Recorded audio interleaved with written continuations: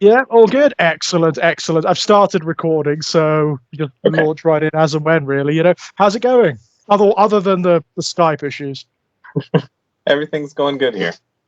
Excellent, excellent. In the midst of a bit of a heat wave in the UK at the moment, so we're not made for it. We're not made for it. The British, we're terrible. White British people are awful at like any extreme of temperature, any extreme, and heat in particular. Well, we're kind of used to the heat here. It's like a swamp. It's just humidity. It's not even, by most people's standards, I imagine it's not even that hot. It's like 25 degrees, but for us, it's like, it's like us. We don't deal with the cold well, so it's probably right. Being cold to other people, but we think we're freezing. It balances out, yeah. Oh, and happy Pride, by the way. Thank you.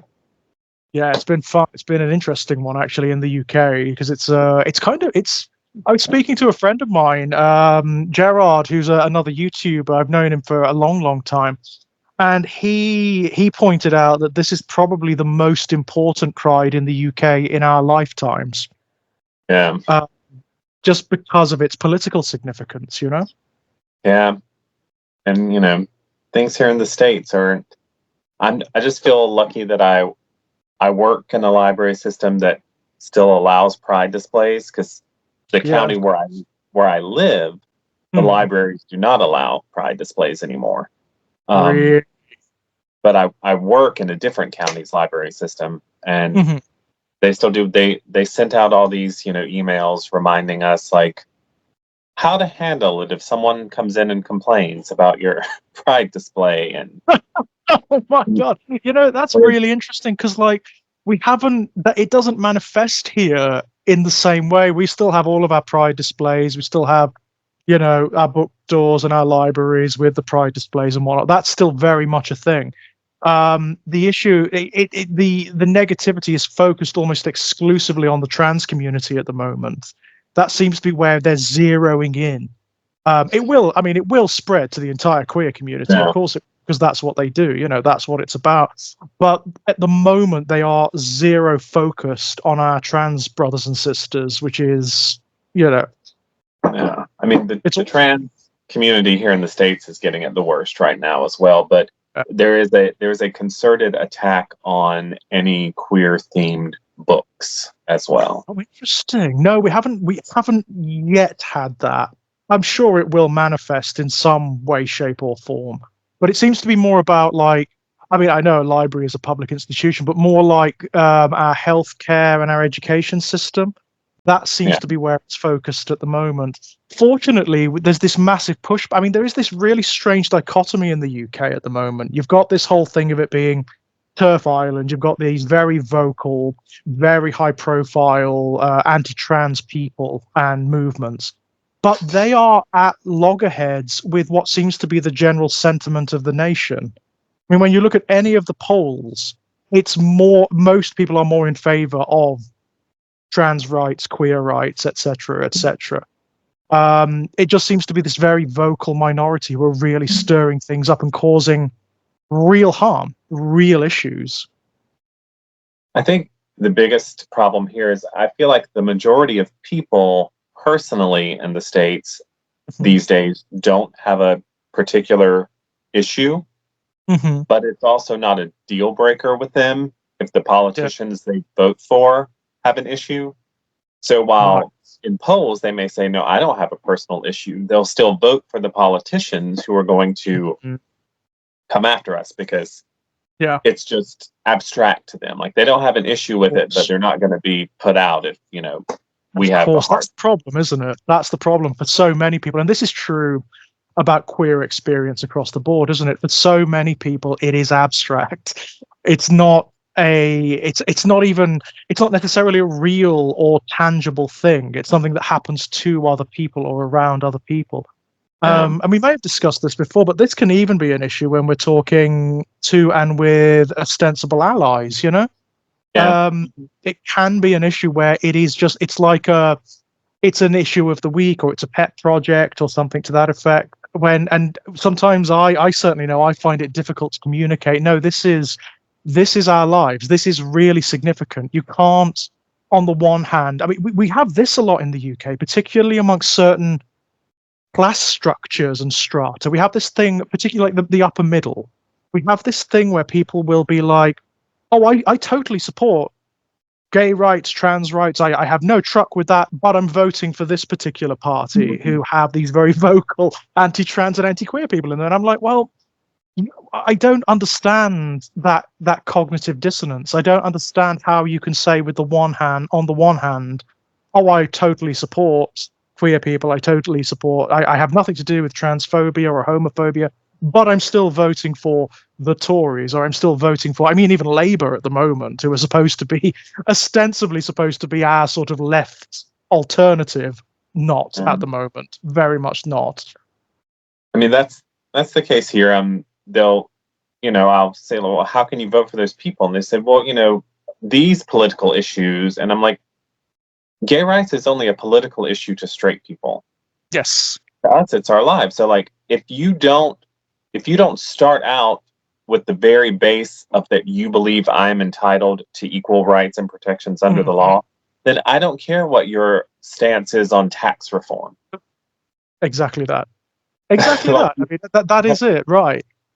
That is exactly it. And it's very hard. I mean, I have had these conversations with people who would describe themselves that they would be quite hurt and offended to be called homophobic or transphobic, but they don't understand that by their actions, that is what they are demonstrating. Whether they feel it or not, that is what they're demonstrating. It's a kind of sublimate. It's even more insidious in many ways than the open and hostile homophobia and transphobia, where people will just proclaim, oh no, I hate trans people. Oh no, I hate gay people. This is much more insidious, and in its own particular way, much more damaging, because it masquerades under this auspices of no, I'm not homophobic. No, I'm not transphobic. And I do find that it does happen in very particular strata of our society here in the UK. As I say, it's largely kind of like it's generational. It's like most of the time it's my parents' generation. It tends to be upper middle. It tends to be those who are reasonably well off. I don't know. Here, it really does seem to be that I don't know if you're in the UK, you're familiar with Bill Maher, who hosts the TV show. Mm-hmm. But, he's very like, you need to learn to be friends with people on the other side. And I'm like, well, that's easy for you to say. Yeah, because absolutely. Like, I'm not going to be friends with someone who is voting to come after my family. Exactly that. Exactly that. There is no, there's no common ground there, is there? There's nothing to talk about. There is nothing to talk about. There's no middle ground. And what these people never seem to, I mean, you have Bill Maher there. We have the likes of, and it is slightly different. I find Bill Maher is a very particular kind of rather unpleasant grifter. I find most of what he says is largely insincere anyway. We have people like Stephen Fry. Now, Stephen Fry is a decent human being in many, many respects. Gay man himself, has done loads for gay rights here in the UK, loads. But again, he is operating in this class structure. He's a very rich man and has been a very rich man since he was a very young man. And that seems to have insulated him against some of the very real problems that people who are not in that particular bracket face when they come up against things like homophobia in their lives or transphobia in their lives. So he has this sort of reaching across the aisle attitude with regards to people like Jordan Peterson and the likes. And what I struggle with that is that he doesn't seem to understand you can't reach across the aisle with these people, because the minute you step forward, they step back, and then they step back again, and they step back again. They are not interested in any kind of what you consider to be a compromise or a reasonable conversation. What they want is to lead you over the spike pit. they see you coming a mile away. They're not interested in engaging in a sincere fashion. I mean, if you think my rights as a human are at all negotiable, then That's no, it. I don't have a common ground to sit down with you. And I mean, you have to meet me there before we go anywhere. And again, if you as a person don't have an issue with it, but you are perfectly willing to put people in office you know are going to try to roll back my rights, then you don't actually care about me. I mean, Exactly. it's That's true. I mean, I am the kind of person where, because I know people will get on this subject and like, you should separate the art from the artist. Like, you should be able to read a writer that you disagree with personally. And I'm like, well, yeah, if what I disagree with is whether or not we like coffee, but like whether or not we agree that I deserve equal rights, no. And like, so no, Right. I'm not going to be reading a J.K. Rowling anymore, who is so vitriolic in her attack of the trans community. I'm like, so no, this isn't just, oh, well, I can disagree with her and still enjoy her stuff. No, if bigotry of any kind, racism, sexism, homophobia, transphobia, no, I'm not giving you my energy, my time, or my money. Absolutely. And also it pervades the work. That's what I find really interesting. When you bother to go back and look at Harry Potter these days, the signs are all there. There's so much in those books that's really problematic when you look at it in the cold light of day and in the context of what we now know about J.K. Rowling. I mean, I will say it sounds terrible, but I hated it before it was fashionable. I remember when I was like 19, when Harry Potter first hit the shelves, when it was becoming a phenomenon. And Yeah. by that point, I was so immersed in fantasy. I was so immersed in fantasy. I've been reading it since I was like 3 years old. I'd read, the Chronicles of Narnia. I'd read The Lord of the Rings. I'd read Everything by Allan Garner. I'd read Neil Gaiman, and just everyone you could possibly think of who was a name in fantasy at the time. So when Harry Potter came along and it was this big thing, and this was before any notion of J.K. Rowling problematic politics was in the public sphere. I remember reading it and thinking to myself, I don't get it. I do not understand why it is such a phenomenon. It's been done before. This whole notion of the wizard school, all of that, it has been done a million times before, particularly here in the UK. There are numerous children's authors from throughout the 80s and the 70s who wrote this exact concept and did it better, did it way, way better. And I remember having arguments with people in my like history classes and my English classes at school that I just don't get the appeal. I don't get the appeal. I found it very Pikachu, and and it's something I've always had a problem with Harry Potter. The way it markets magic, so genuine miracles. The characters in Harry Potter can do genuine miracles. They can alter the nature of reality with a few words or a wave of their wands and whatnot. And it's marketed as the toys for public school children, toys for privileged kids. That's what it is. That's what magic is in the Harry Potter universe. It's toys for privileged kids. And you actually have that dichotomy between the wizarding world, where there are miracles, where there's magic, and the normal world, where there are all the normal, mundane problems of living.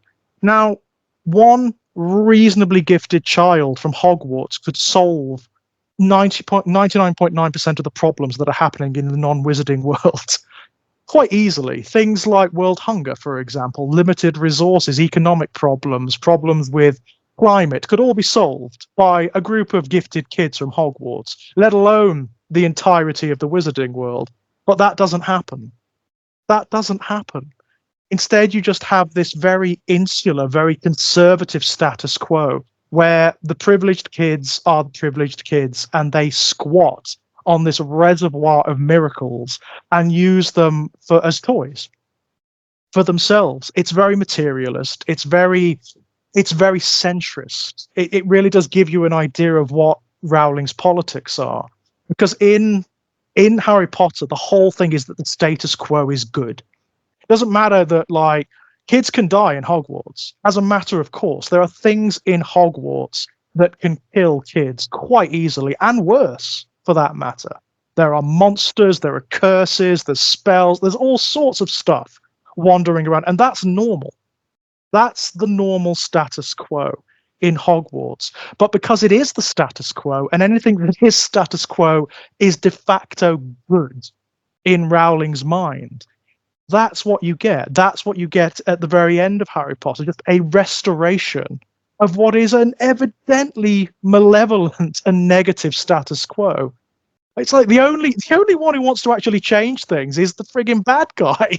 The only one who actually wants to do anything with magic is the absolute fascist bad guy. It's like, Rowling, this is not very, in moral terms, this is really problematic. This is really problematic. I mean, Ursula K. Le Guin read it when it was first published, and she hasn't been particularly excoriating about it, but she did publish a very short statement where she said, I find it to be morally mean-spirited. And I couldn't agree more. I mean, it's interesting because I come probably at it from a different angle than you, because I actually was a big fan. Oh, not right, just of Harry, right. Yeah, not just of Harry Potter, but of the adult stuff that came after. Mm-hmm. Right. So I was like a big fan, but I did not hesitate to just, I'm like, okay, well, then I'm done. Yeah. Like once it really, because, it was odd because she started out slow. Mm-hmm. Like she made a couple of questionable retweets. Yes, yeah. And then suddenly she just let it out. Like she was like, I'm just going to let it all out. And like at that point, I'm like, well, then I'm done. I'm not giving you any more my money. I'm not giving you any more of my time.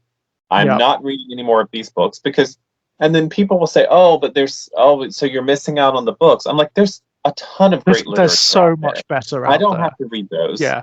I don't have to read a transphobic person's books. No, and honestly, in that milieu, that particular kind of fantasy, there's so much better out there. I mean, I mentioned Ursula K. Le Guin. There is the space between J.K. Rowling and Ursula K. Le Guin in terms of their capacities as authors, as writers, as imaginers is abyssal. It's several universes removed. Just on that basis of magic, for example, the Earthsea books. In the Earthsea books, there is a school of magic. There is a college of magic which young people go to who have a particular affinity for magic. But the way it's treated in Earthsea is so much more interesting and so much more profound. You do not have kids wandering around just sort of like doing magic shows and doing parlor tricks with their magic wands and whatnot. It doesn't work like that. The magic that's performed in Earthsea, the magic that is taught and learned, is so profound. It's linked to fundamental laws of that reality, and to work it is to change reality itself. So it restraints and art and craft is taught, and I find that just so much more compelling and interesting and attractive than, as I've said, it just being reduced to toys for public school children. Yeah. And it's interesting because I don't think people appreciate the width and depth and diversity of what's out there, that you don't have to. I mean, even when I do these little reading challenges for myself, like this year, I'm only reading queer authors. I'm calling it my year of queer. And they're like, I've had people say like, oh, that's so limiting. And like, I only want to read stuff that looks interesting to me. And I'm like, well, yeah, I only want to read stuff that looks interesting to me. But there's so much diversity, even in just queer authors. There's every genre, every style, so I can find anything. You can find stuff that's not the same old stuff you see front facing at the bookstore all the time. Absolutely. And so, no, I'm not limiting myself. I'm not like, oh, I'm turning away great stuff. It's sort of like the people who get really up on the soapbox when we talk about having more diverse, table of contents and Oh, anthologies and stuff. And and they're you like, oh, always well, get them, don't you? Every yeah, and single it's like, time. oh, it should only be about quality. I'm like, I agree. So what are you saying, that queer people, people of color, just don't write as high quality as, Hmm. cis het white people? Yeah, Because that's what you're seeing all the time. I'm like, so absolutely. there is just so much that you don't know is out there if you don't, because they're like, oh, I don't want to put in all that effort to read. I just want to grab something. I'm like, well, one, you don't have to put in that much effort. Especially these days, right? Just Yeah. go onto Kindle, go onto Amazon, and just Like, type in what you need or what you're looking for, right? so I'm like, there's just so much, and I think it enriches and enhances your reading experience, because you do discover there's all this stuff you didn't even know you could love because you weren't being shown it by, mainstream publishing and the bookstore and, chain Mm. bookstores. Well, And this is it, so, right? This is it. You will, by its very nature, that kind of project will lead you into places you've never been before. You will find voices and authors and writers you have never heard of before, and operating in genres which you didn't realize they operated in. So, yeah, absolutely. It is not limiting in any yeah. way, shape, or form. It's an act of exploration.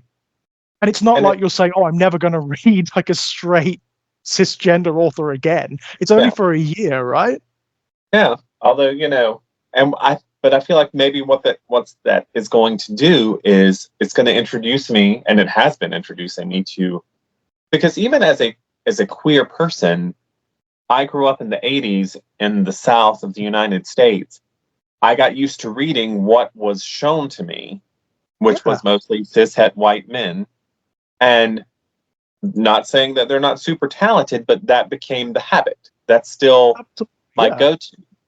So I'm educating myself on all the great queer literature that's out there. And I think after this year, I'm just going to naturally grab more queer authors than I was before, because now I'm aware of them. Well, Um, it is exactly it. Whenever you do get the calls from within genre fiction for, primarily queer authors, or for authors of color, or from different ethnic backgrounds or whatnot, and you get those people who say, "Oh no, it should only be about quality." What they don't seem to understand is the context of history. And yeah, history demonstrates, up until very recently, like the explosion in queer literature in genre fiction has only happened over the last, what, 10 years maximum? yeah. 10 years maximum. And it's And primarily still in the small press, I would argue. absolutely, primarily still in the small press. That is absolutely true. You very rarely see queer authors in genre fiction in the windows of, say, Waterstones or the bigger bookstores. It's very, very rare. We tend to be a bit ghettoized in those places to a very sort of template version, a prescribed version of what queer fiction is, which tends to be social tracts. Let's be honest. It tends to Yeah. be realist queer fiction, which absolutely fine. That exists and that is there. But there are also these voices too down here in the ghettos.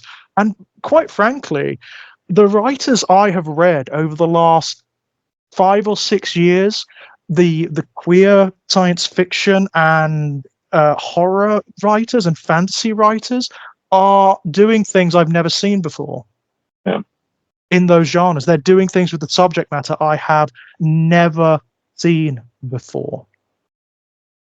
I mean, and that's why I always tell people, like, it's going to enrich your reading, because when people who had different life experiences and different perspectives and are from different places, they're going to take even a standard idea that maybe has been done before, but maybe give it a twist you've never seen Mhm. before, because they're Absolutely. coming at it from a different angle.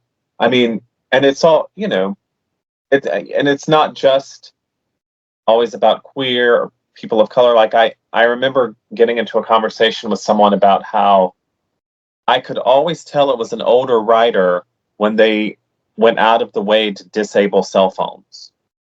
And because we're so used to that, and they're like, well, I mean, there are places where you can't get a signal. I'm like, yes, there are, but I feel like younger writers don't spend all that time because they grew up with them. Absolutely, yeah. So it's a part of, their life. So they're not thinking, how can I go back to a time when they weren't there? Because they don't No, know that. no, So right. They're thinking, how can I incorporate that factor, right? How do I use the phones? How do I accommodate them? and that's why I feel like we should just be trying to read as much from as many diverse people as possible, because it's going to give us so many different perspectives on things and so much unique and bold fiction. Yeah, I totally agree. And that is certainly what I've been seeing, particularly in small press horror of late. There's so much out there. It's an embarrassment of riches. It Yeah. really is. The stuff that's being published and the amount of short story collections that I've read from queer writers that have done things I've never ever ever seen before in horror. And it's amazing to me. It's amazing. I remember when I first started reading, when I first came across a queer writer in speculative fiction, and that was probably Clive Barker, you know, Yeah. and it blew my mind. It was like, it's hard to describe, I think, to many people who are, maybe straight cisgender, who have always had this. Right, they've always had Stephen King, they've always had James Herbert, they've always had Peter Straub, etc., etc. When you first realize that this is possible, that you can actually explore these experiences and these identities through the genre that you love, through the subjects that you love, that you can have gay characters or trans characters in a horror narrative or in a fantasy narrative, that is mind blowing when you first come across it. And I can even see, like with Clive Barker, there's something about him, even if he's writing a story without a blatant queer character in it, Mm-hmm. there's I don't know how to explain it, but there's a queer aesthetic to what he's writing, because he knows what it's like to have been on the outside and to have been a marginalized person. And I even see that he's he doesn't publish anymore, but in the 80s and 90s, a big name in horror was John Saul. I remember John Saul. Yeah, who is a gay man. His books were very kind of formula horror novels, and I mean, he would admit that too. He Totally developed a formula, and except for some books at the very end of his publishing career, he really never put queer characters in. But looking back at those books of his I read, what I was responding to was a sense of alienation and not fitting in and trying to find a community that would accept you.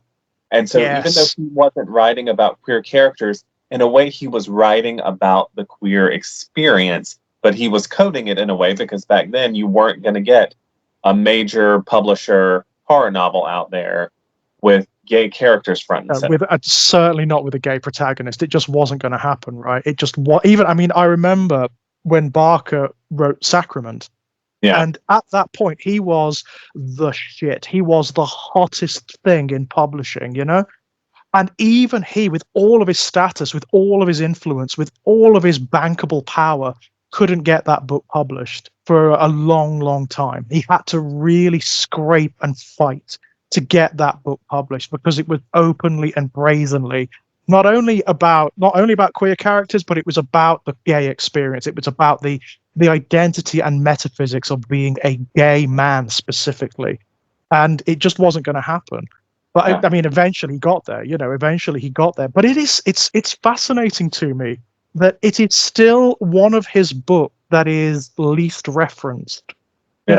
Outside of discussions about gay horror fiction, it seems to be one of those that's largely forgotten. People remember Weaveworld, people remember Imagica, people remember the Damnation game, they remember Cabal, but they don't necessarily remember Sacrament, and that is a crying shame because I think it's one of his best. And on a purely technical level. I think there are just people, not any judgment on it, but I think a lot of straight people, and even a lot of younger people, can't appreciate how much of a milestone that, like, I still remember when that book came out, I almost couldn't believe that a major publisher, I think it was HarperCollins here in the States, Was at the time, yeah. was publishing a mainstream horror novel with a gay protagonist, and as you said, like Right. his being gay was integral to that story. So it was almost, I mean, I really couldn't believe it. And I've said before, that book was one of the things that helped me realize, because when I first started writing, I wasn't writing queer characters because I just didn't think you could do that in horror fiction. Likewise. But like that, and around the same time, I started reading Poppy Z. Bright. And those two things it's almost like it opened something in me that gave me permission to start making my work queer. Yes. But but like I said, it's still a work in progress. When I started publishing, God, back in 2005, I think it was, Mhm. I still ran up against publishers who they would say they didn't have a personal issue, but from a business standpoint, they would say, well, horror is the fan base is primarily straight males. They're not going to be Mhm. interested in this book you've written about a bunch of queer characters in a gay club during a Right. zombie apocalypse. Or, telling me just you should publish a bunch of books without gay characters first so they don't think of you as a gay writer. And Right. that stuff was still out there. I feel like in the small press, there has been such growth that hasn't, made its way up to the major New York publishers yet. But Not yet. in just my time as publishing, I've seen it become so much more open, and I do think it's making it much richer. And I don't know. That's why it always kills me when I still run up against those people who, they'll tell me, oh, it's getting too woke or something. And I'm like, yeah, it's whatever that just means. finally reflecting life, because we are. That's it, right? Because we're Because here, right? I was having a conversation with someone. I'm like, I mean, gay people, we are insidious, and that we just crop up everywhere in every family. Absolutely. So everywhere you have ever been, if you go into any room with a substantial number of people, there are gay people there. There are gay people there. Absolutely, yes. And from my perspective, everywhere I go, there's at least one gay person there. Mm-hmm. So, Mm-hmm. because people will say, well, it needs to feel organic. And to me, I'm like, it's always organic because we're everywhere. Yeah, absolutely. Yeah, that is something you run up against a lot, I find, because it's not what they consider to be their lived experience, even though it kind of is. They just don't realize. They think that any like inclusion of an openly gay or openly trans character is some kind of contrivance rather than something that's integral or part of the story. And I find that just bizarre. I love the way, actually, you mentioned Poppy Z. Bright earlier, Billy Martin, as he's known now. I love the way he gets around it, which is make everyone gay. Yeah. Just make every character gay. Talk about like what it is to operate in almost exclusively gay circles. So you get the likes of Exquisite Corpse, for example, which is one of my once a year, every year books. Yeah. That book was, you were describing the experience earlier of realizing what you can do as a gay person in fiction. I remember reading that for the first time and falling off my chair, basically. I could not believe what Billy had done with that book. I couldn't believe that you could write that way. You could write the gay experience so sincerely, warts and all, every aspect of it, and make it work so beautifully. That book, I mean, I have to prepare for it because it does affect me powerfully whenever I read it on every level, It's interesting because I do think people just got so used to never seeing us represented in a certain type of fiction that it feels, in a weird way, assaultive to them when we start popping up now. But I'm like, again, that's always been the world. You just, and that's why I'm like, when people, I did have someone tell me one time he'd read a book of mine, and he had really nice things to say about it, but Mhm. he commented on the fact that the majority of the characters were either queer or women, Uh-huh. and he was like, you need to have somebody in there that the straight male readers can relate to. And my Ah, response was, they can relate to the queer characters, yeah, because as a queer person, I grew up always relating to the straight characters because that's all I got. So I learned to make exactly. the transition in my head. Now it's their time to make that transition, and they can relate Exactly. to queer people. Yeah, I mean, by that reasoning, you would never tell a straight writer you have to give the gay people somebody to relate to. Like absolutely. they just know we know how to make that transition.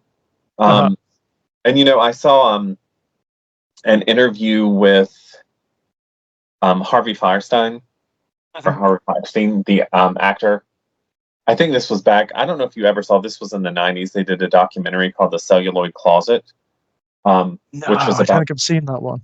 Oh, it's really good. It's about queer representation. It's based on a book by Vito Russo, but about queer representation in film throughout history. And they were interviewing Harvey Firestein, and he was talking about when people would come up to him when he had his first big success with his Broadway play Torch Song Trilogy, which they eventually made into a movie, and they would say, "Oh, what's great about your work is it's universal." And he would be almost offended and just be like, "Well, no, it's queer. Like, Yeah. I didn't grow up with these stories, so I made a story for queer people, and it's Uh, great if you can now apply it to your own life, but yeah. not everything has to be made for you." This is it, right? This is it. There is this sense. You were talking earlier about how they take it almost like an assault. I would say they take it like an invasion. You know, Yeah. there is this sense that we are somehow trespassing on sacred ground or on someone's lawn. And that's implicit in the language that's used in reference to us. I mean, I was talking to my friend Gerard about the word tolerance, you know? We often see that thrown around with regards to our status. Oh, there has to be tolerance. It's like, well, that seeds too much. The assumptions Yeah. of the word tolerance seed way too much. We are not trespassers in these gardens. We have always been here. And we have always had as much space here and as much right to be here as everyone else. You don't own it. You don't get the assumption of ownership to grant tolerance. We're just here and that's it. Deal with it. Deal And with it. I mentioned earlier that in this country, in the United States, there is a concerted assault on queer literature. Mhm. They want it removed from libraries because they don't want children reading that stuff. And the thing is, it's because for a certain person, they don't. It's not that they don't want our books to exist. They don't want us to They exist, don't want us to exist. That's it. and they want to go back a time when they didn't have to be reminded, when we Hmm. were in the shadows and in the darkness, and they don't want their children to read books that tell them it's okay if you're different, because That's it. if they have if their children turn out to be queer, they want them to be ashamed, they want them Hmm. to hide, they want them to pretend, they want them to be tortured about it. They Yep. don't want them seeing reflections of people just living and enjoying their lives. And that's why I always say, the library was salvation for me, because I grew up Yeah. in a very poor family in a very rural southern town. I didn't have much view of the world. This was back before there was even internet or anything. Yeah, of So course. the books I found in the library showed me that there was a wider world, different kinds of people. There could be places where I would find acceptance. And that's why, people always say, well, it's up to the parent what their children read. And I always feel like children need the ability to find some books their parents don't approve of, because some parents Absolutely. are just shitty, Yeah. and they want their children to be miserable. and they need to find that. So, that's why I'm a huge library pusher, and it does kill me when I see places that are actually caving into this, because the library is supposed to be for everyone. Yeah. Um, and so it kills me when I see that. And that's why I don't have a lot of patience for the people who seem cool, but still question, why does there have to be queer characters in this TV show or this book series? Or I'm like, why not? Like, what? Why not? Right. Absolutely, why not? And it's really interesting, isn't it, that you often, like you said, you don't get that question about certain other demographics. It does seem to be focused down upon minorities, primarily queer people, trans people, etc., etc. That's what brings this question up. And it's always euphemistic. That's what I really despise about that particular question. Why does this show or this book have these kinds of characters? They're not really asking the question. They're not really saying that. It's euphemistic. What they're saying actually is, I don't want this show to have those characters in it. It's in its own peculiar way, it's a kind of infantile temper tantrum. It's a way of saying, we are so used to this media talking exclusively to us, appealing directly to us, that we can't stand it when it expands its remit just a little bit, when it just gives that little bit. And it's like a temper tantrum. It's like an infantile, entitled temper tantrum. It's like spoiled children realizing the sandpit doesn't belong to them. It's public. Everyone can go in the sandpit. Everyone has space in the sandpit. Doesn't belong to you anymore, I'm afraid. Never did. And, it's interesting because I've had people say, well, you don't want to be known as a queer writer or a gay writer. And I'm like, it's what you are. It's what you are. I grew up never seeing myself reflected. So I was desperately seeking out queer writers when it wasn't easy. Again, because I'm old, I grew up before the internet. I can remember I used to go to the library, and because I grew up in such a small southern town, we didn't have much in the way of queer literature in the library. Even in the library, right, of course. So I would go, and I used to go there and I would read the New York Times book review. And I found in the back an ad for a 1-800 number where you could order books through the mail. Like, you would call them, ask them if they had certain titles. If they did, you would mail them a check, and then they would mail you the books. And that's how I first started getting queer literature. Like, I really had to seek it out. Yeah, and make an effort, right? Yeah. So, like, I absolutely want to be known as a queer writer, so that I want people to know, you're going to get, if you need that, you're going to get that from me. And it's integral, isn't it? It's integral. It doesn't matter if you don't, even if circumstances were different and you didn't want to be known as a queer writer, you are. You are. It's innate. It's part of who you are. Even if you make every effort not to bring that out in your fiction, it's going to come out in some way, shape, or form. I mean, you spoke about Barker earlier and his earlier work, how a lot of it doesn't actually have overtly queer characters in it, and it doesn't. But the fiction is so queer. I look at Weave World, and it's one of the queerest books I've ever read. But most of the relationships are kind of heteronormative. Yeah. They're weird, but they're kind of heteronormative, So I don't know. I've seen so much progress in my lifetime. I mean, when I was even in college, I never would have, if you had asked me, I would have said, absolutely, gay marriage will not happen in my lifetime. In the United States. I never would have imagined it. And, the thing that, as a storyteller, I find so powerful is I feel like so much of the progress we made came from entertainment.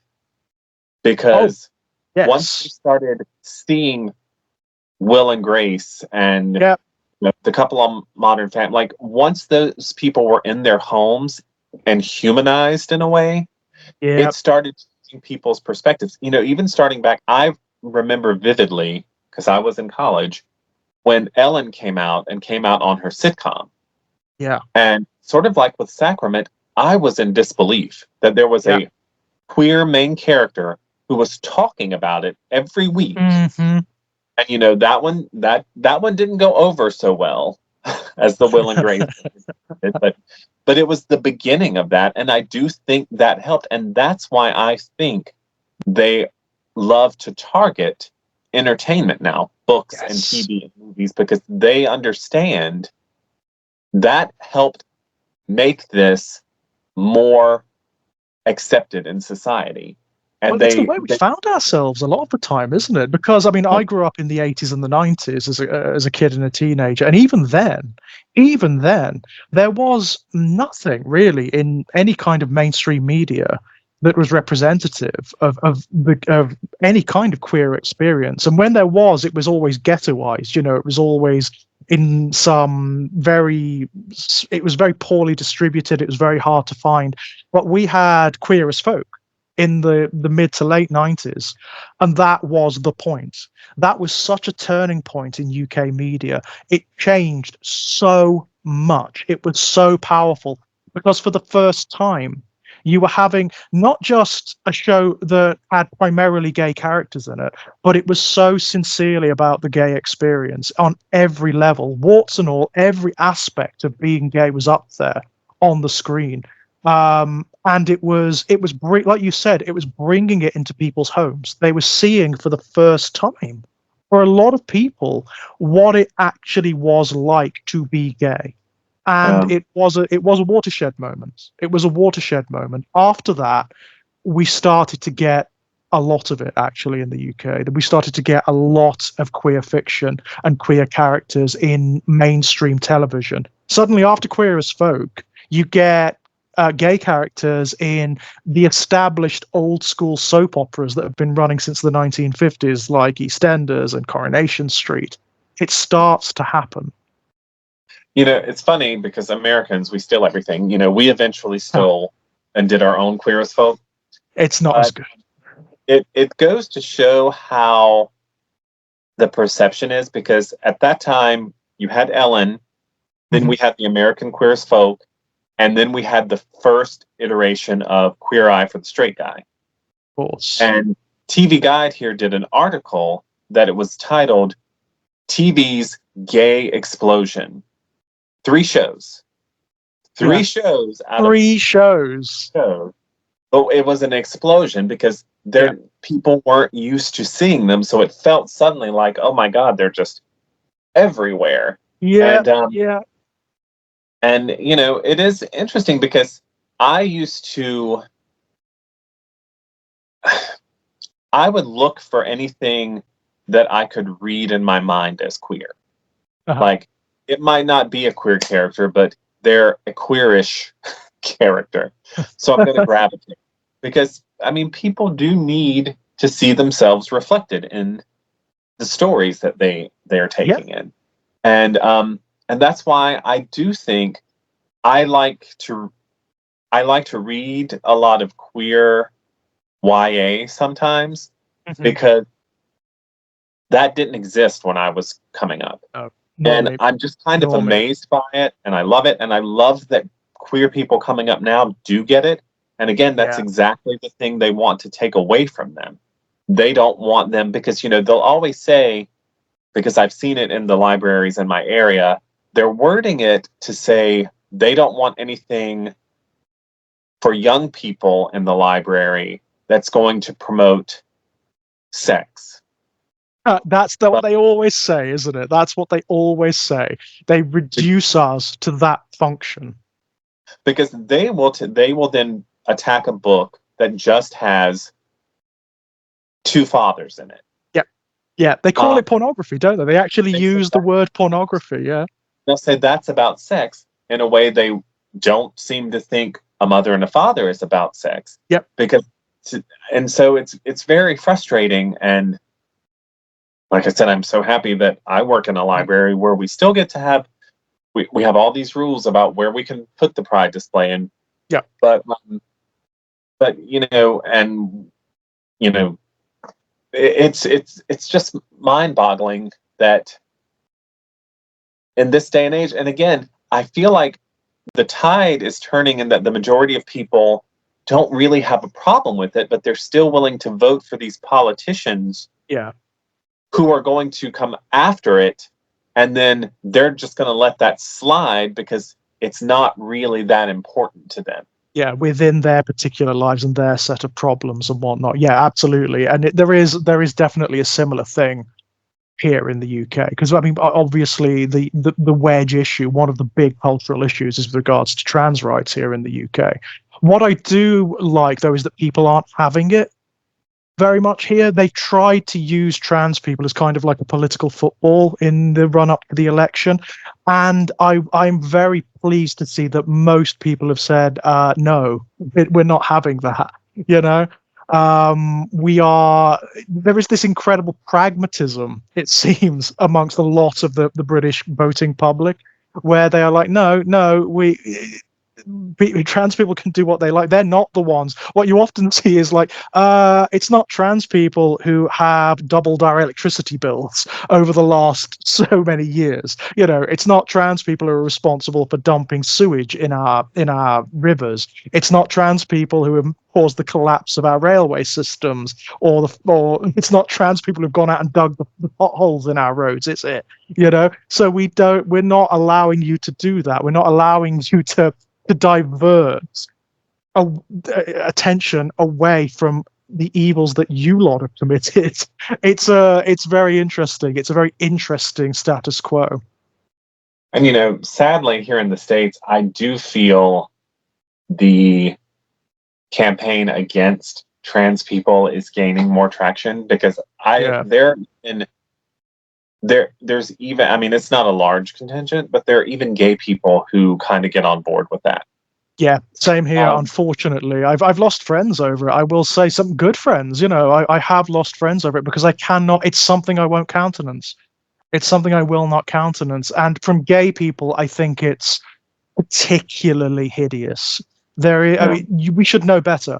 It's as simple as that. We should know better, especially since the rhetoric that the transphobic crowd use it's almost word for word the exact same arguments and whatnot that were being used in the 1980s and early 90s against us. You can literally, in some instances, take out the word trans and just transpose gay into it, and it's exactly the same arguments, that you would find in the right-wing tabloids here in the UK during the 1980s. That they can't see that boggles my mind. And also the accommodationist element of it, I can't stand. I cannot stand it. There is this sense of, oh, I'm one of the good queers, Oh, look at me, masters. There is a serf-minded element to it, isn't there? There is this tacit admission that, oh yes, we are inferior to our straight counterpart, but look, we're acting like you. We're like you. We are not like these filthy queers over here, who are doing this and doing that. And it's not going to help them. Yeah. That's what I find amazing. We've seen that too. My husband and I went to it was a talk. It was someone he had published a book. I can't remember his name or the book. This was years ago now, but it was about being a gay Christian. And when we went to his talk, so I mean, I will admit, I'm a garden variety atheist, so sometimes gay Christians baffle me, because I'm like, well, okay, but his whole talk seemed to center around, he was gay, but he was a good gay. Like you were saying, he wasn't one of those dirty gays. Yeah. And I'm like, I don't know. One, my husband and I are in a monogamous relationship. We, before that we were not, and we were still fine. We were still, I mean, you don't have to do it any particular one way. You don't have to prove that you're a good one to get, like, it should just be, it doesn't matter. You have absolutely everybody, and what it always means, when they talk about being the good ones, when we are the okay gays, when we're the safe gays, what they actually mean is we're trying to ape sort of heteronormative tradition. We're trying to act like you, even though, even if you look at things like, for example, statistics on adultery, certainly here in the UK, well over 80% of most straight couples have had an affair at some point in their relationship. So even straight couples don't live up to that particular prescription, you know? Like you say, it shouldn't be one which way. There should be not one particular shape that relationships take. As long as there's no coercion or abuse taking place, it shouldn't Yeah. matter one way or the other, right? And the ones that hate us, they don't care. They don't care if you think you're one of it. You know, I still, you know, I mentioned it before. I remember when Ellen came out on her sitcom. The Ellen sitcom could not have been more innocuous. Right, right. But once she came out, they started putting parental advisory warnings on the show. Not Yeah. because anything particularly risque was happening, just Nope. because she was gay. It didn't It's matter the if she fact was. of her being gay. And I'm like, you know, that it's weird how, yes, we've made a lot of progress in my lifetime, Hmm. but that wasn't that long ago, and I already feel like people are kind of forgetting, and I think that makes it easier for them to come for us because people aren't taking it seriously because they don't remember that just Yeah. not too long ago this was happening. So Yeah, I mean, look at the 1980s, and that wasn't terribly long ago historically at all, and that was one of maybe the one certainly here in the UK one of the darkest periods to be gay. There was so much happening at that time that was just destroying our communities, destroying everything about us. And it was, I mean, obviously the AIDS epidemic was a big part of that, but there was lots of other stuff as well. Attempts to criminalize us, Section 28 here in the UK, which basically made it illegal to. The wording was so ridiculously vague. Promote homosexuality in the classroom, whatever the hell that means. Um, yeah, and you are right that the memory seems to be very short. Like the historical memory seems to be very short. And I think part of the problem is we need more established queer history. We need to have it written down somewhere, um, or we need to have more contact with older gay and queer people who know about this stuff and can tell. That's how I learned. That's how I learned because, of course, I mean, the internet kind of came in towards the end of my teenage years. I was 19 when we first got the internet, but by that point, I'd already met a fair few older gay men, and that's where I learned. That's where I learned, and it also through fiction and through art and through films. You know, it was by reading people like Clive Barker that I learned what had actually happened in the 1980s. That it was a form of apocalypse for our communities. It was so. I remember speaking to a guy, an older gay guy who lived through, and one of the fortunate ones. He lived through the AIDS epidemic, and he described to me every day there were funerals, every yeah. day, and you had to. He was saying like what you would have to do is you would have to determine whose funeral you wanted to be at because there would be multiple funerals happening at the same time. So which one can I get to? Which one is more important? That's the calculation you'd have to make in your head. And then you'd go home and you'd open your phone book and you'd be crossing names and addresses off. And you know, I've said this a lot. I once did a workshop on how to create authentic queer characters. And one of the things you need to know about some of us gay men of a certain age is that we remember when we were just dying by the droves Mm-hmm. and the majority of people didn't care. He didn't give a shit. Yeah, They did didn't not give a care shit. or were blatantly celebrating it. Yep. So that's gonna stay with you. Like I'm never going to forget when, and you know, you can't say because some people will say, "Well, that's ancient history." We're still No, here. we're The still people who around. lived through that are still here. How can it be ancient history?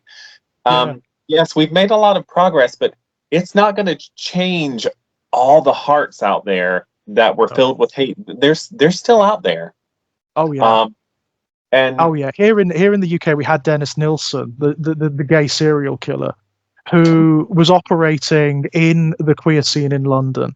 And when the witnesses, the gay witnesses went to his trial, the crowds were jeering and attacking the witnesses, not Nilsson.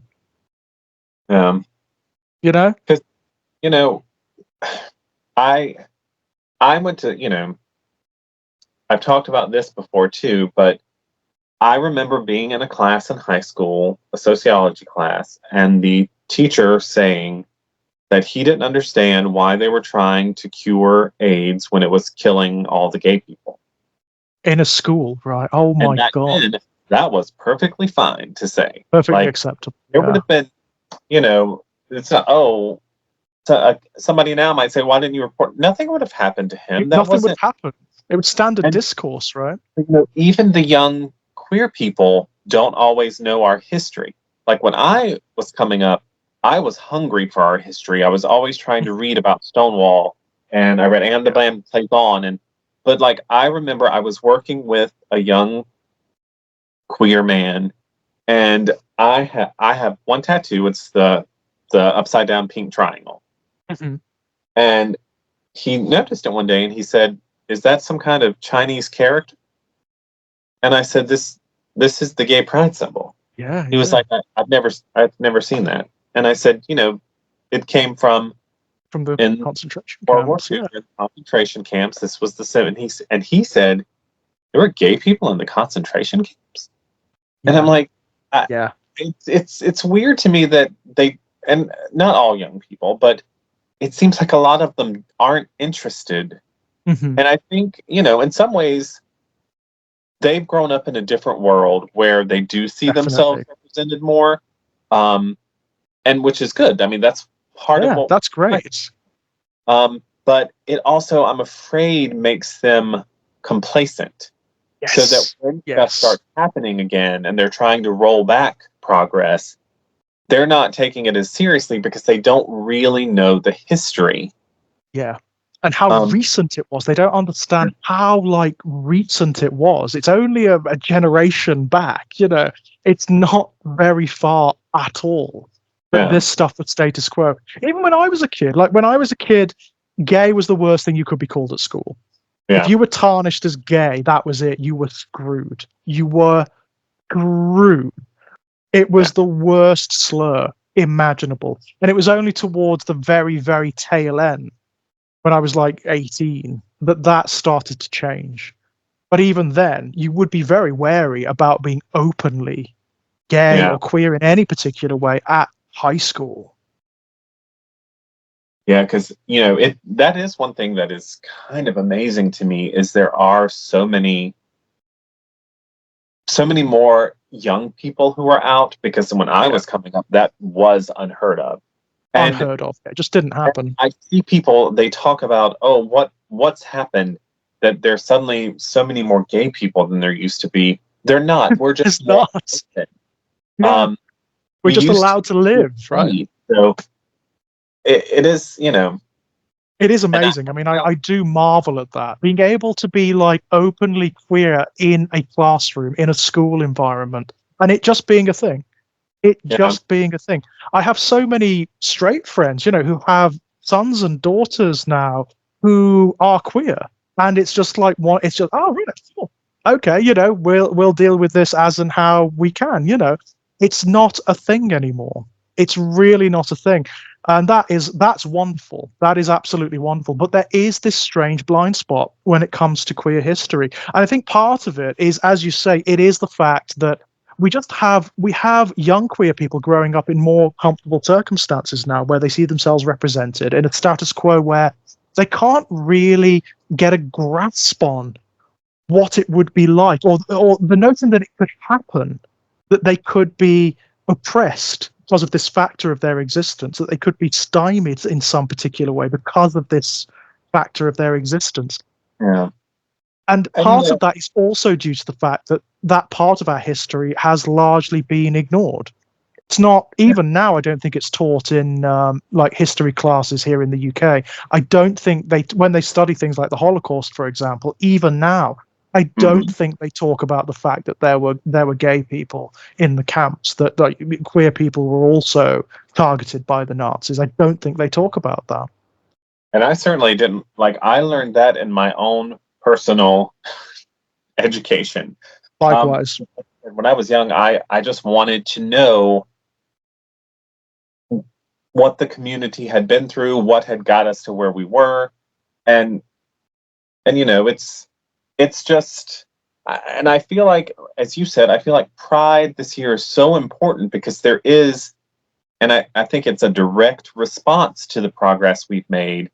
There are more concerted attacks on the queer community, a lot on the trans community, and I think, you know, the gay people who don't understand that they're not going to just stop with trans. But they recognize trans people are the most vulnerable part of our community right now.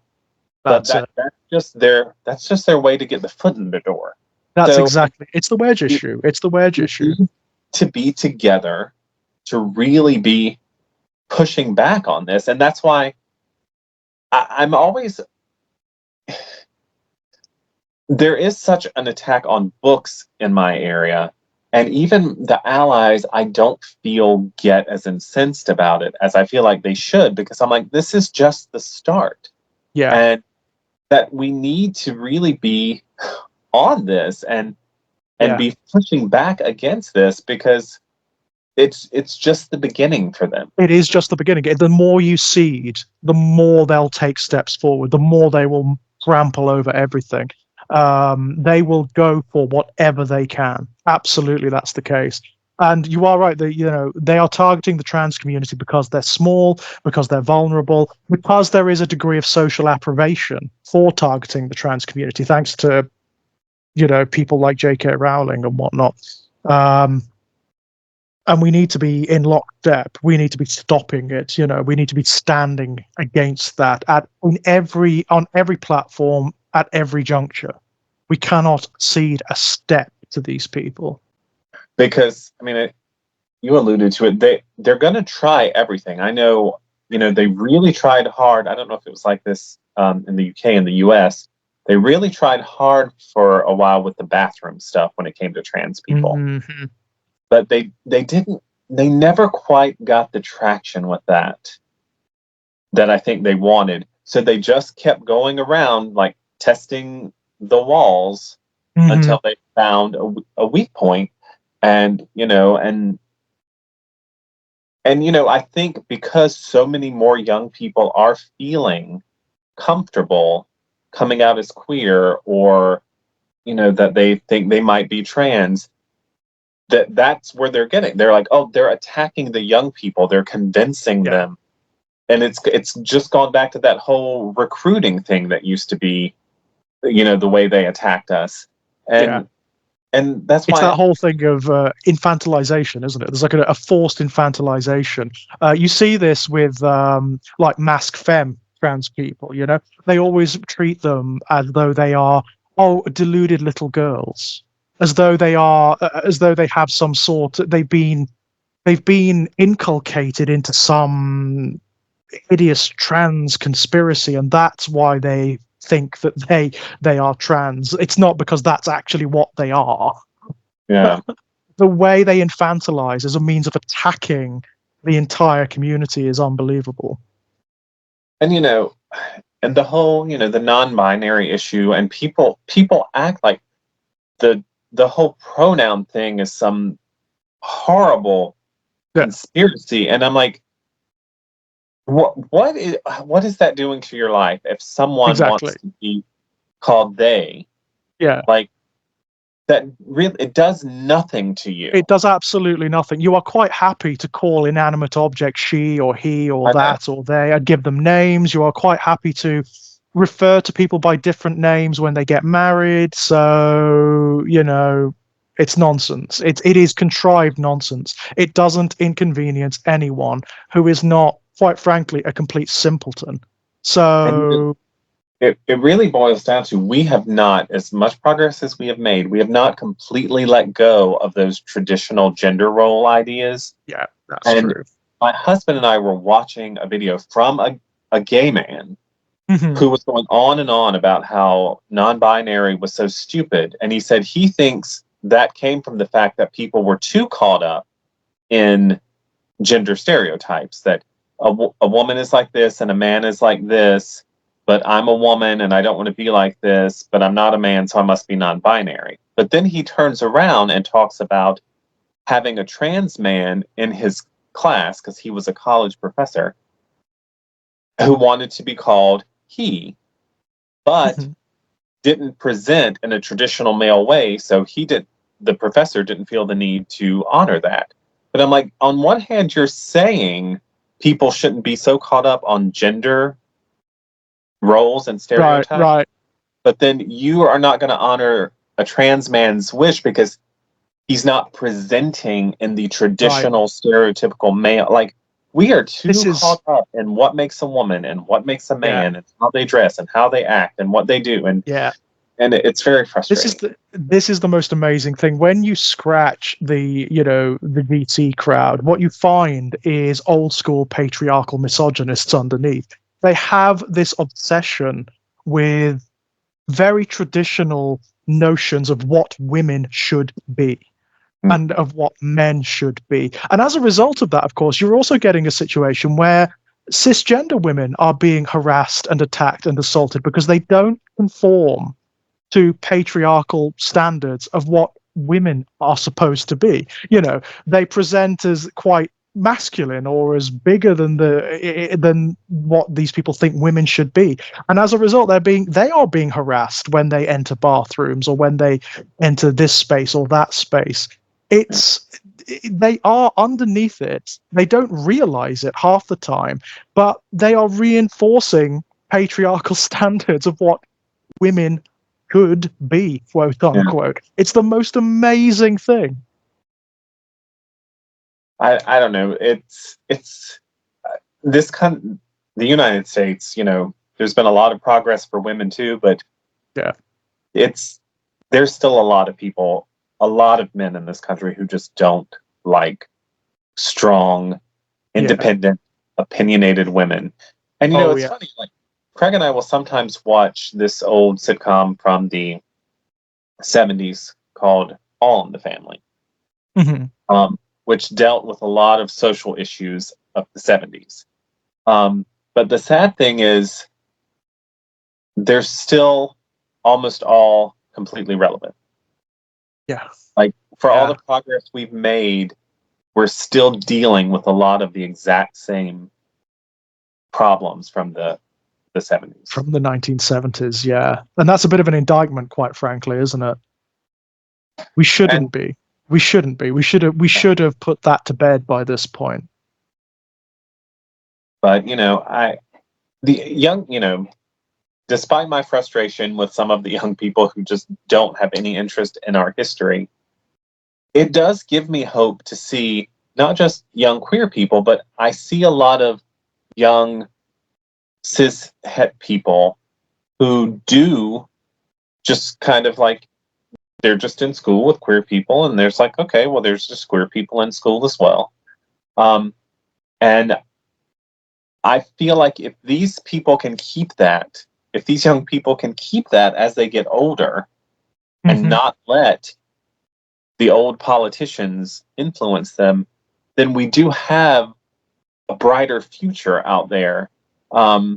Because, that's why I always say it is so important for queer representation in fiction for younger people. One, because young queer people need to see themselves represented, but also young cis het people Yeah. need to see that they share the world with people who aren't like them.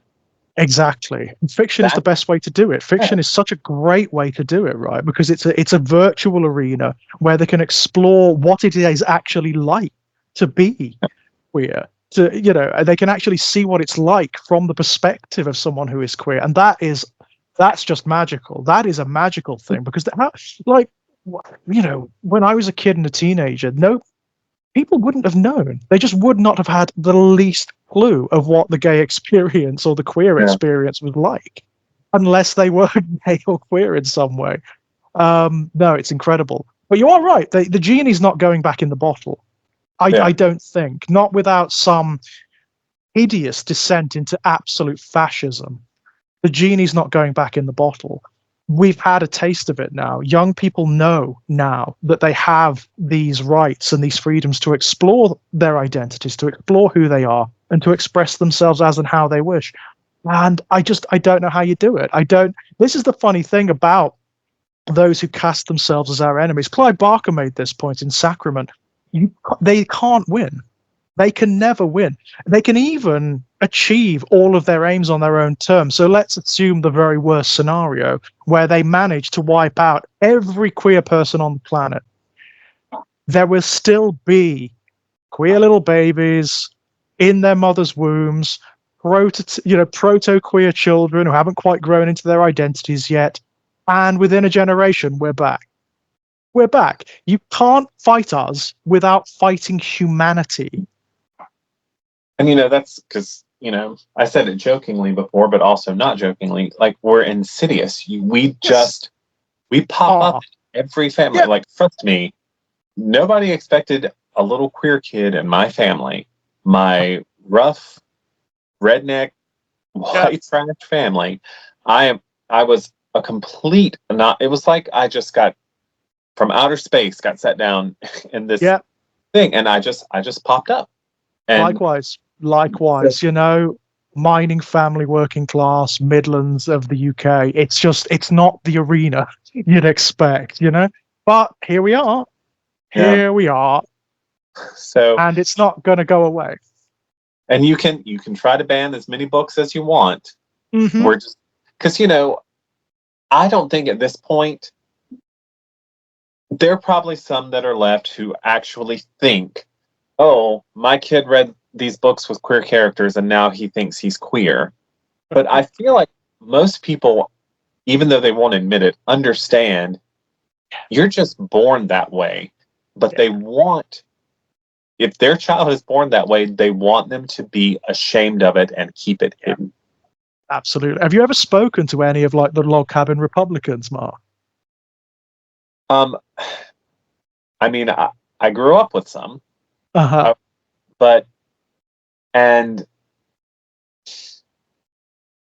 I can't say I kind of distance myself from those because it's like that was with the gay Christians too. Like, I don't understand. Like, I understand. Okay, so maybe you think about these issues more like they do.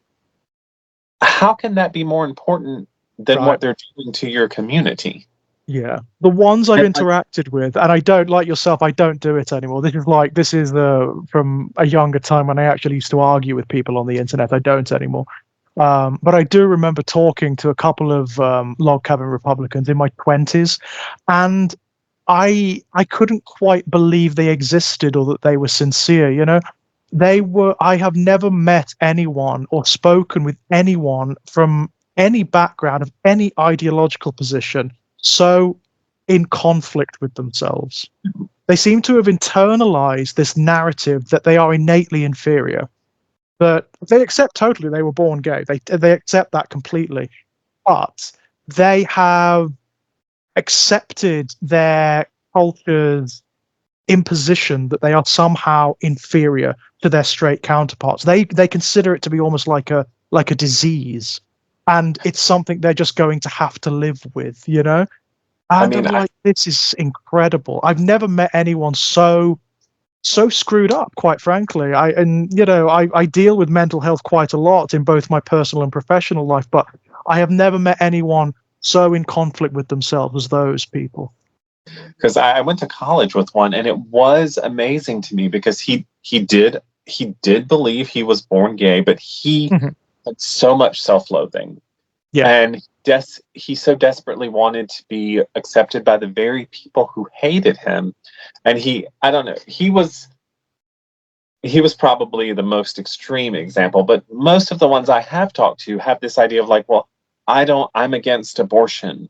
And I'm like, that's great, but they hate us. What they hate us, They think if I agree with them on these things, they'll let me in. I'm like, no, not really. They're not No, really going to let you you may in. be the last on the train, right? But you will be on the train.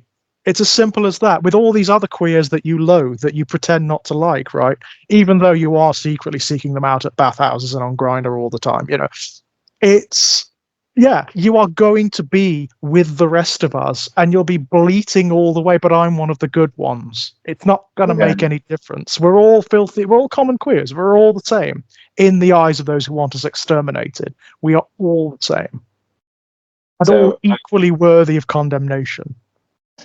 I don't understand that, because why would you want to be part of a group that actively works against you, no matter Yeah. what else you might agree with them on? Mm-hmm. You don't. They they hate us. So I'm Yeah, like, I have the same thing here. I mean, with like gay Tories, gay conservatives. I don't understand. Again, we come back to this thing of being ignorant of our history. What the presiding Tory party did in the 1980s, or rather did not do, with regards to the AIDS epidemic, the way they just, because it was considered to be a gay disease at that time, they just left us all to die. Just let it happen. And the body count, they only started to move when one of their own actually caught AIDS, and then they started to do something about it. When straight people started to publicly come forward and say, "I have AIDS and I am straight," this is not a queer disease, this is not a gay disease. That's when movements started to happen. But by that point, it had already desolated the communities here. no. I mean, here in the States, that turning point was probably when Magic Johnson. Right. It's because before that, nobody cared, but suddenly a prominent heterosexual figure that so many straight people idolized had it, Right. and that's when it really started to get serious attention. Other than that's just what's killing all those queers over there. Yeah. That's the price of their impropriety and immorality, right? That seemed to be a lot of the narrative. Even when it wasn't put into words, that was the subtext. But no.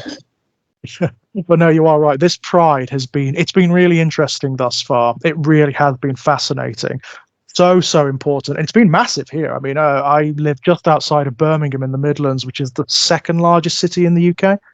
And in Birmingham, it's huge. It's huge. It takes. There is a gay district in Birmingham, and it's wonderful there. But it basically expands to encompass much of the city and fills the streets. It is so much fun, but also very, very important this year. Yeah, I mean, it's a party, but it's a party with some serious implications to it. It's a protest, yeah. It's a party and protest simultaneously. Well, Mark, thank you so much. That was brilliant. That was so much fun. Before we go, is there anything you'd like to pimp out? Well, I always have stuff out. I have a novella coming out pretty soon, from Lichen Valley Press, called Social Media Life. That should be out probably in a month or so. But I have lots of stuff on. Just look me up on Amazon. Excellent. Well, if you'd like to send me some links to stuff, I will put those in the video description below. Okay. As for myself, excellent. As for myself, guys, you can find me knocking about here on Exaggerated Elegy. There are lots of chats like this happening at the moment. There are also video game let's plays and basically whatever I feel like doing. If you want to read any of my published fiction, if you go to strangeplaygrounds.com, you'll find links to all of my short story collections. Or like Mark, if you go on to Amazon, type in George Daniel Lee, you'll find my Amazon author page. If you go to Arrow Films at the moment, you will find the new Hellraiser UHD and Blu-ray set, The Quartet of Torment. And myself and our mutual colleague, Kit Power, we feature on the Hellbound disc. We're actually on a featurette that we filmed called Hell is What They Wanted. It's an hour and 48-minute chat about Hellraiser and Clive Barker and queer fiction and horror. Loads of fun. We're So incredibly proud of that. And I think that's it for me. Once again, Mark, thank you so much. It's always a pleasure. Thank you very much for having me. I always love talking to you. Always, man. Thank you so much. And thank you for listening, guys. Until next time. Bye-bye. Bye-bye.